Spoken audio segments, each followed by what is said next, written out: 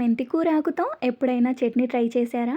Taste అయితే చాలా బావుంటుంది. ఎలా చేసుకోవాలో చూడండి. ఒక కట్ట మెంతి కూర ఆకుని తీసుకొని లేతగా ఉన్న కాడలతో సహా ఆకులను తెంపి తీసుకోవాలి. 5 టమాటాలని పొడవుగా కట్ చేసుకొని తీసుకోవాలి. స్టవ్ ఆన్ చేసి కడాయిని పెట్టుకొని అందులో పావు కప్పు పల్లీలను వేసుకొని ఫ్లేమ్‌ని లో టు మీడియం ఫ్లేమ్‌లో పెట్టి ఫ్రై చేసుకోవాలి. పల్లీలు ఫ్రై అయిన తర్వాత ఒక టేబుల్ స్పూన్ ధనియాలు, హాఫ్ టీ స్పూన్ జీలకర్ర వేసుకొని కొంచెం ఫ్రై చేసుకోవాలి. చివరగా ఒక టేబుల్ స్పూన్ నువ్వులను వేసి ఫ్రై చేసుకొని స్టవ్ ఆఫ్ చేసి ఒక ప్లేట్లోకి తీసుకోవాలి. ఇదే కడాయిలో 2 టేబుల్ స్పూన్ల ఆయిల్ వేసుకొని 10 పచ్చిమిర్చిని కట్ చేసుకొని వేసుకోవాలి.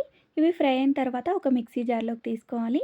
ఇప్పుడు ముందుగా కడిగి పెట్టుకున్న మెంతి కూర ఆకును వేసుకొని బాగా ఫ్రై చేసుకోవాలి. మెంతి కూర బాగా ఫ్రై చేసుకుంటేనే చట్నీ చేదు రాకుండా ఉంటుంది, టేస్ట్ బాగుంటుంది. మెంతి కూర ఇలా ఫ్రై అయిన తర్వాత ఒక మిక్సీ జార్లోకి తీసుకోవాలి. ఇందులోనే ఒక టేబుల్ స్పూన్ ఆయిల్ వేసుకొని కట్ చేసుకున్న టమాటా ముక్కలు వేసి ఒకసారి కలుపుకొని మూత పెట్టుకొని ఉడికించుకోవాలి. టమాటా ముక్కలు ఇలా సాఫ్ట్గా ఉడికిన తర్వాత స్టవ్ ఆఫ్ చేసి చల్లారనివ్వాలి. ఇప్పుడు మిక్సీ జార్ తీసుకొని ఫ్రై చేసుకున్న అన్నింటినీ కూడా ఇందులో వేసుకొని 5 వెల్లుల్లిపాయలు, రుచికి తగినంత ఉప్పు వేసుకొని ఒకసారి మిక్సీ పట్టుకోవాలి.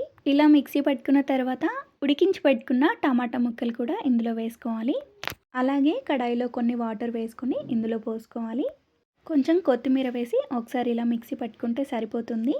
ఇలా మిక్సీ పట్టుకున్న తర్వాత ఒక బౌల్లోకి వేసుకొని తాలింపు వేసుకొని కలుపుకోవాలి. తాలింపు వేసుకున్నప్పుడు కొంచెం ఇంగువ వేసుకోండి. చట్నీ టేస్ట్ అనేది చాలా బాగుంటుంది. అంతేనండి, టేస్టీ మెంతి కూర ఆకు చట్నీ రెడీ.